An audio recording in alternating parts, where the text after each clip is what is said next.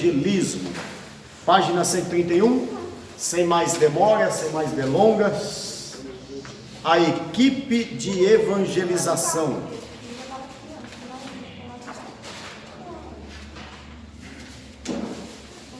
Vamos aí para...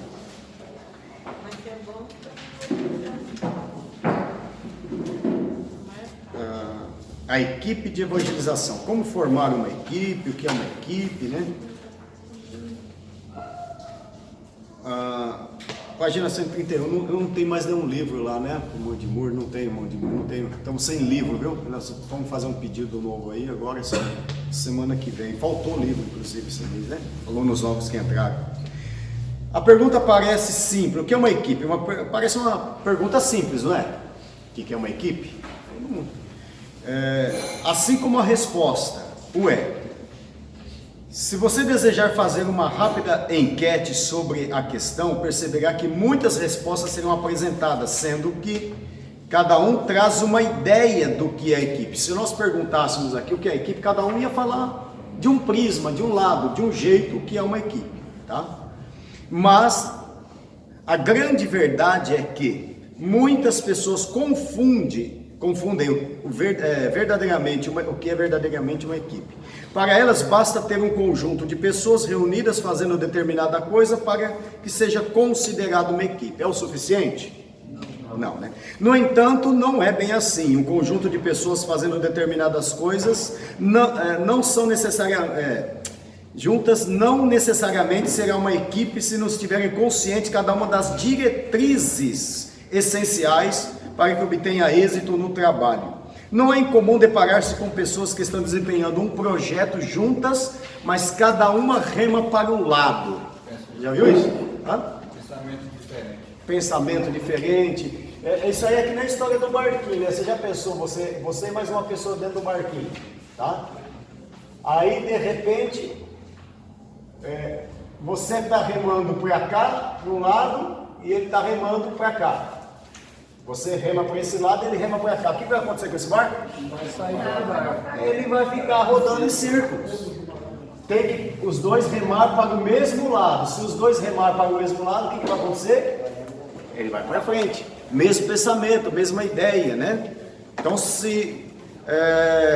assim sendo, como pode ser definida uma equipe? Muitas definições podem ser apresentadas, mas será trazida aqui uma visão Moscovici, esse Moscovici que afirma que equipe o que é? Um grupo que compreende objetivos, que está engajado em alcançá-los de forma compartilhada.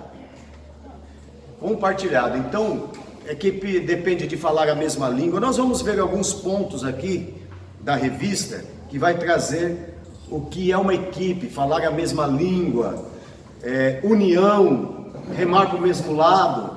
Tem até uma ilustração de um menino que se perdeu no meio de um milharal muito grande e tinha quase 300 pessoas, era um milharal imenso, quase 300 pessoas procurando aquele menino, e procuraram a noite toda e não encontraram, só foram encontrá-lo no outro dia, quando o sol saiu e ele já tinha morrido de frio. Aí um velhinho disse assim, olha, o que ele disse? Se todos vocês tivessem dado as mãos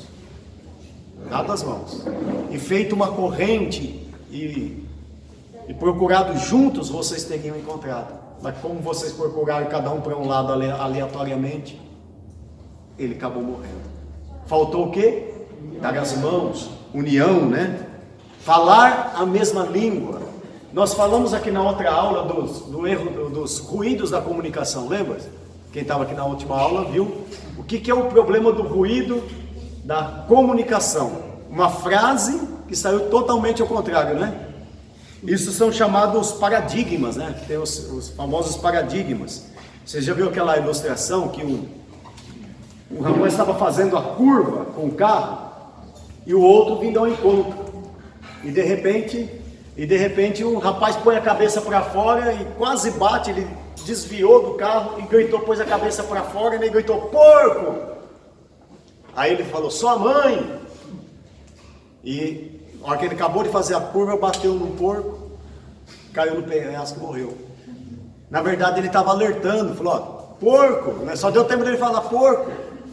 E ele entendeu de outra maneira, tá? Então a gente precisa quebrar alguns paradigmas, né? Aí na página 133 diz assim: apesar da proatividade, tá? O que é proatividade? É iniciativa, né? Responsabilidade. Apesar da proatividade ser atualmente muito comum nos livros de administração, trata-se de um termo que encontramos na maioria dos dicionários, né? Essa palavra. Hoje a nossa geração ela depende de proatividade. Hoje tem muita gente falando, eu tinha que fazer isso, tinha que fazer aquilo, mas na verdade falta proatividade. O que é? Iniciativa e responsabilidade. Tem muita gente falando em fazer, é que nem oração sem ação, né?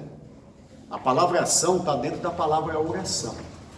Então não adianta só falar, ficar no papel, só sonhar. É colocar em prática. E o problema hoje está na proatividade, é tomar a iniciativa. Proatividade é a iniciativa que vai além, né? Então nós temos que ser proativos, irmãos. Que falta muito hoje. A gente ter sonhos, muitos têm sonhos, mas não consegue tirar esses sonhos do papel. Quem é que já sonhou várias coisas, mas nunca conseguiu realizar? É a falta de proatividade. E com isso a gente joga a culpa no outro. Não me deixam fazer, nunca tive oportunidade. A gente sempre fica jogando a culpa no outro, né? Nas pessoas. Para os nossos comportamentos que a gente tem, das situações, das decisões não tomadas e assim por diante, né? Bom, vamos lá. A proatividade tem demonstrado que, na página 133 ainda, que cada um é responsável por suas escolhas, pela maneira como administra sua própria existência. Ela diz que ao ser humano, que a forma com que ela reage às situações, interpreta e determinará a série de consequências ao seu redor. Vai um pouquinho mais para baixo, está escrito aí, ó. Aos poucos, uma equipe bem integrada vai moldando e criando sua própria personalidade, com seu jeito próprio de funcionar e ser, de reagir diante das situações. Seus membros vão conhecendo, se identificando um ao outro e desta forma devem desenvolver formas sadias de comunicação, sem ou com o mínimo de ruídos que venham a interferir na qualidade do processo. E se você vai liderar uma equipe amanhã, lembre-se de uma coisa, que a equipe é a sua cara. Pode ver, a igreja é a cara do pastor. Se a igreja é avivada, o pastor é avivado. Se o pastor é proativo, a igreja é proativa. Se o pastor é sossegado, a igreja... A Bíblia diz, né? Conforme o sacerdote é o rebanho. E conforme você vai ser a sua equipe. Que você vai formar amanhã, tá? Então, o que nós vemos aqui, ó? Vai um pouquinho na página 134. Abre a página 134 aí. No meio da página diz assim: é interessante perceber a riqueza dessa explicação. Uma equipe proativa, sinérgica, é capaz de apresentar... O que é sinérgica? Sinérgica é uma ação associada a dois ou mais órgãos, né? Dois ou mais órgãos de forma assim anatômica. Então, sinérgico, unido, juntos, né? Sinergia. É interessante perceber a riqueza dessa explicação. Uma equipe proativa e sinérgica é capaz de apresentar resultados extraordinários e desempenhar um grandioso projeto redundando em um poderoso crescimento. Hoje os crentes têm um problema sério assim, ó. Vamos fazer evangelismo? Vamos. Né, vai em tal lugar amanhã, quem que vai? Vai fulano, vai ficando já em cima do púlpito, quem vai no evangelismo amanhã? Aí levantam os 8 lá e tal, aí chega na hora, combina tudo na hora, já viu isso? Já combina, vai sair aqui, vai ali, então, não senta, não reúne, não fala quem vai fazer, quem vai liderar, quem vai fazer essa parte, quem vai fazer a outra, da onde vai sair, que hora que vai voltar, como nós vamos fazer, não tem um treinamento, já viu isso? Vai lá, aí como vai, né? E aí o que acontece? Um trabalho que não dá muito resultado, às vezes até traz frustração, por faltar uma organização, tá? Faz-se necessário o quê? Vamos ver aí? Interessante, no meio da folha aí, ó. Faz-se necessário também listar alguns perigos. Achou? Achou aí, né? Faz-se necessário listar alguns perigos e algumas ervas daninhas que pode comprometer uma verdadeira equipe de evangelismo. Quais são essas ervas daninhas? Qual que é a primeira aí? Hã? Individualismo, não é isso? Acharam? Individualismo. O que é o individualismo, irmão? Só vai sozinho. É do meu jeito, né? É do jeito dele, aquele jeito egoísta, aquele jeito egocêntrico. Só ele sabe. Não sabe. Não. O que vocês acham? Não tem esse negócio. O que vocês acham de nós fazermos assim? E tirar ideias, né? Não, é assim, acabou. Quem quiser quer, quem não quiser, é aquele individualismo. Outra coisa, ausência de liderança preparada, tá? A equipe, eu falei aqui que é a cara do líder. O chefe manda, o chefe não manda, na verdade, o chefe ele lidera. O verdadeiro chefe ele não fica mandando, ele lidera, porque o exemplo ele conduz, né? A palavra conduz, mas o exemplo arrasta, né? Então, o verdadeiro líder, ele vai junto, ele vai à frente, ele vai ao lado, ele acompanha, ele faz também, né? Ele não manda, ele faz também, né? Caminha junto com os outros. Terceira coisa, ausência do foco de objetivo. O que a gente vai fazer? Vai evangelizar onde? Qual que é o nosso objetivo? O nosso objetivo é que fazer um culto ao ar livre, o som chegue nas casas, cada um receba um folheto da palavra de Deus, né? Ter um objetivo. Qual o objetivo? Chegando lá a gente vê. Não é? Já viu?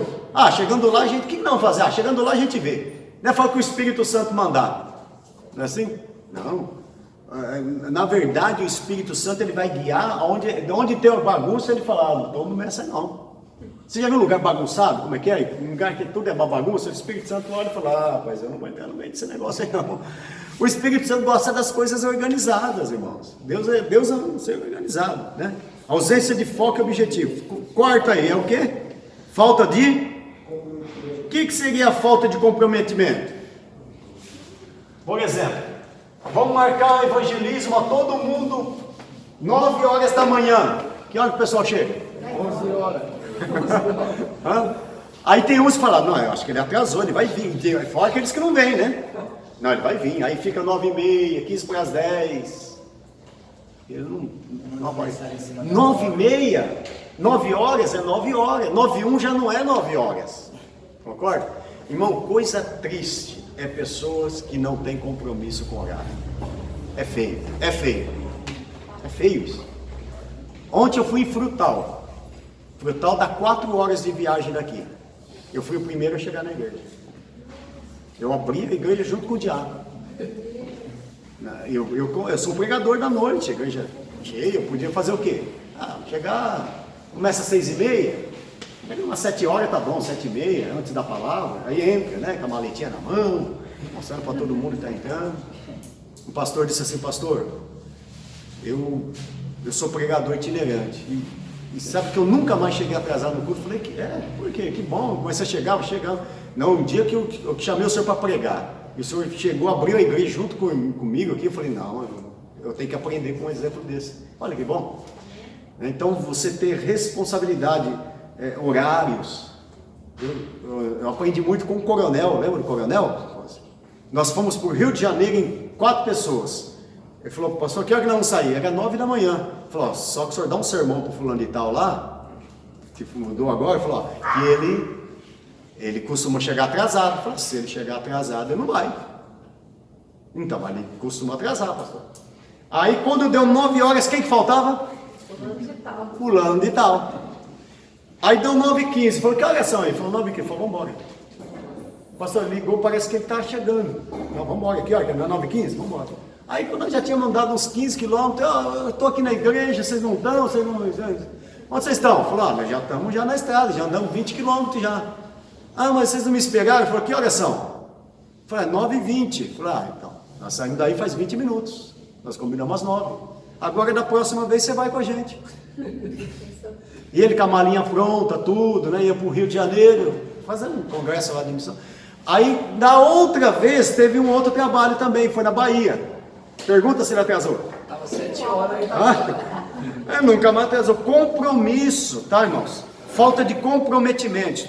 Quinto, Não flexibilidade. O que não é não flexibilidade? Não, tem que ser assim e acabou. Tem que ser assim. Não, pega, ó, eu estou pensando aqui, se nós fizermos assim, eu acho que vai ser melhor. Parar, pensar, analisar. Falar, sabe que você tem razão? É verdade, vamos fazer assim. Ou dizer, não vamos fazer assim porque flexibilidade, tá? Ruídos na comunicação, nós falamos aqui também, ok? Já falamos lá na outra aula. Problemas interpessoais, problemas que tem, pessoas que têm problemas particulares. Ah, se o fulano de tal for, eu não vou. É isso? Mas pode um negócio desse, irmão? Pode existir no meio do crente? Mas graças a Deus que não existe, né? Mas se o fulano for, eu não vou, não. Não vou. Ah, não, ele vai? Ah, então vamos, vocês que eu não vou. Certo? E esses problemas também interpessoais aí, ele também implica em você não denegrir o que o outro está fazendo. Você já viu que tem pessoa que não gosta do outro? E ele fica denegrindo o que ele está fazendo? Ele foi lá, fez isso aqui para denegrir, porque tem um problema pessoal. Nós temos que saber separar, né? Isso no mínimo é satânico, né? No mínimo é satânico. Ele está desviado, né, pastor? Ele está bastante, não está não? Está que nem o irmão do filho pródigo.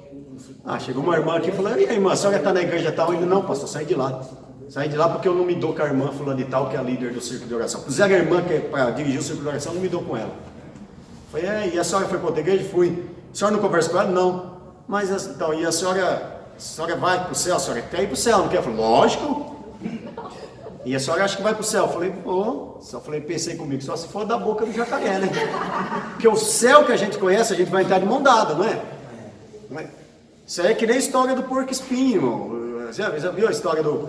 Tava um frio terrível e os animais entraram dentro de uma caverna. Aí chegou lá o coelho, o que ele fez? Ele viu que estava muito frio, ele encostou no outro coelho e a quentura, né? O calor do corpo do coelho esquentou o outro coelho.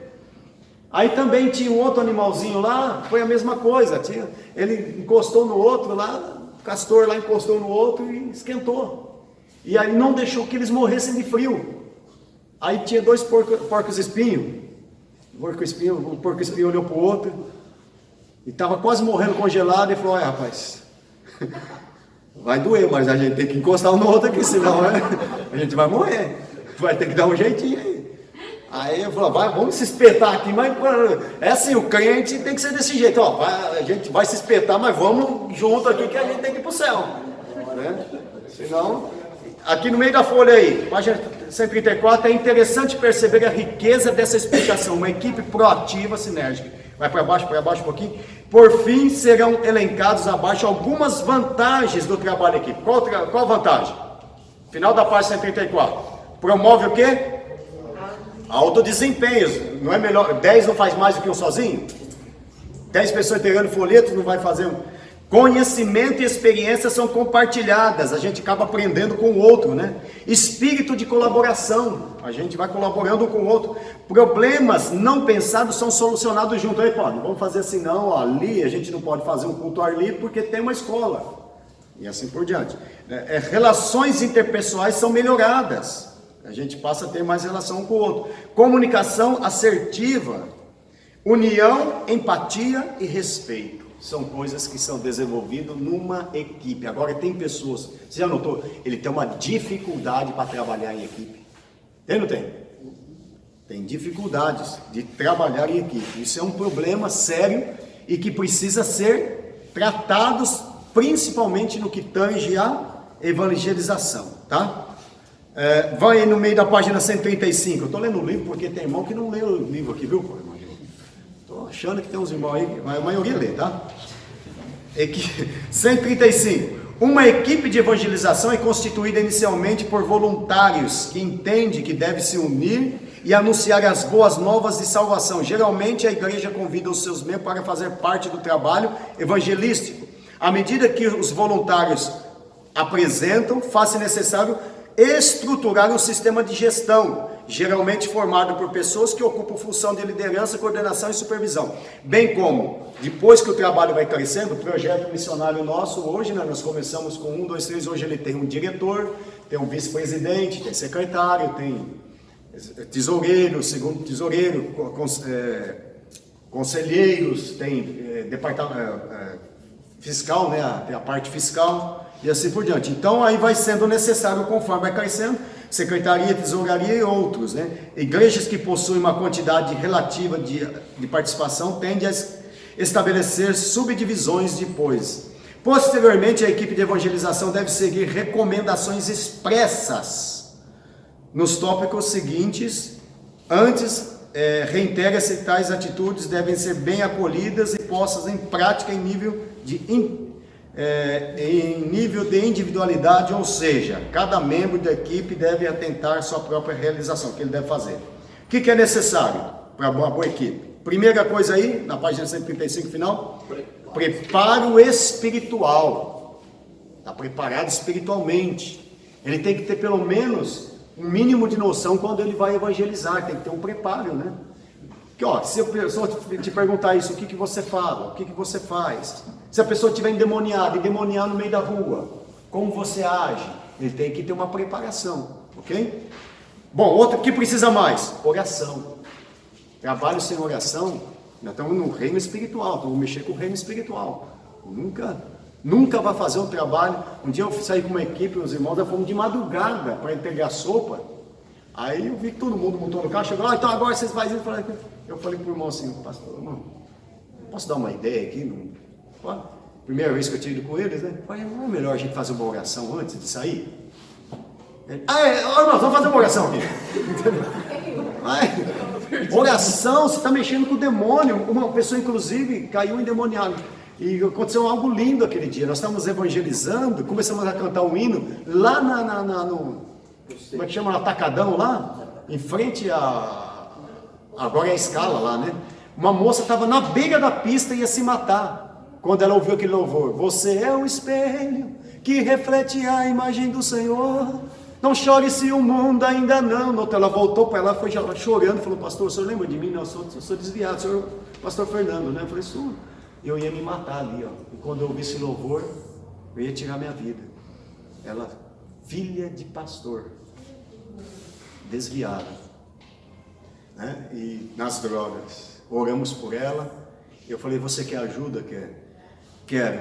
Naquela noite nós levamos ela para uma casa de recuperação. Hoje ela está lá em Campinas e é uma bênção para a glória de Deus.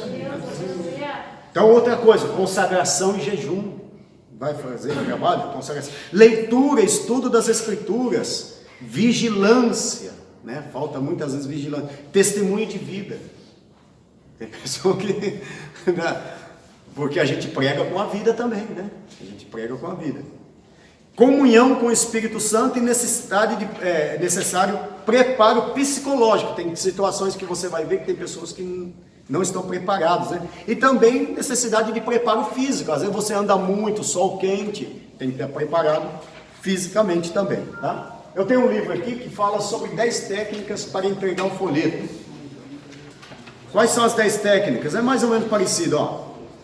Como você deve fazer para entregar um folheto? Primeiro, organizar uma equipe de evangelismo, certo? Segundo, traçar metas, onde nós vamos evangelizar. Nós vamos evangelizar aqui, ali e acolá, certo? Terceiro, cuidado com o conteúdo. Tem pessoa que não lê o folheto e vai sair entregando. Aí está dizendo, uma vez eu fui entregar um folheto, faz muitos anos isso. Aí o folheto falava que da Virgem Maria, que ela e não sei o que, eu fui ver um folheto católico. E falava até do Santo Expedito lá, fazer oração, no final tinha a oração do Santo Expedito. Eu falei, que não, Mário, isso aqui. Estava lá no meio, misturado a uns par dele, né? E não leram, com certeza não leram o conteúdo, né? Depender totalmente do Espírito Santo, ore antes e depois da distribuição. Quando você for também entregar, olhe nos olhos. E como é ruim você conversar com uma pessoa que não olha no olho, já viu? Você está conversando com ela, ela não conversa não olhando no seu olho? É ruim, irmão. Então converse olhando nos olhos, para você sentir como que se a pessoa está recebendo também, se ela está fazendo cara de desprezo, se ela... Olhe nos olhos, sempre que quando você for conversar com alguém, olhe nos olhos, tá bom? Já conversou com alguém de costa? Não dá, né? É terrível. Outra coisa, não entregue o folheto como se estivesse distribuindo propaganda de loja. Tá chegando lá, o folhetinho da palavra de Deus, viu? O folhetinho da palavra de Deus, sai vazado, não. Eu falei, olha, eu estou entregando um folheto da palavra de Deus. Esse folheto aqui tem um versículo aí, aguça ele a ler o versículo. Esse versículo diz isso, isso, isso. E lê o restante, você vai gostar. Tal, e outra, tenha... tem que perguntar se a pessoa aceita. Porque tem muitas Sim. pessoas que não aceitam também. Com certeza. Porque lá ainda em Salvador eu entreguei vários. Aí eu perguntei, você aceita?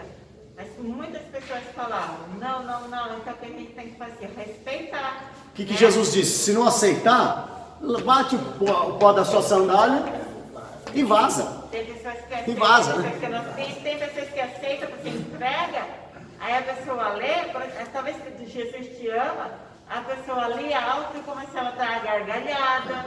Então tem um monte. Vamos encontrar de tudo, né? Aí é o preparo, na hora de evangelizar, você tem que estar preparado para tudo isso, tá? Tem expectativa. Quando você vai entregar, acredite sempre que você está pregando como se estivesse entregando uma nota de R$100 para ele. Não entrega não, fala, é um folhetinho aí. Não é um folhetinho não, é a palavra de Deus. É como se ele estivesse entregando uma nota de 100, estou te dando algo precioso. Algo que pode mudar a sua vida. Aquele ex-visconde de Sabugosa, do sítio do Pica-Pau Amarelo, lembra?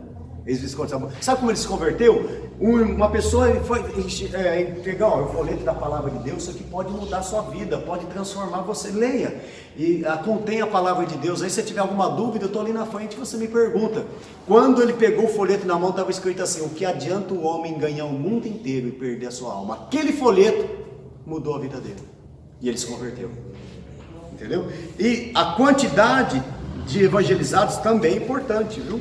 E leve uma mensagem cristocêntrica, fale de Jesus, não fale de você, fale de Jesus, tá bom?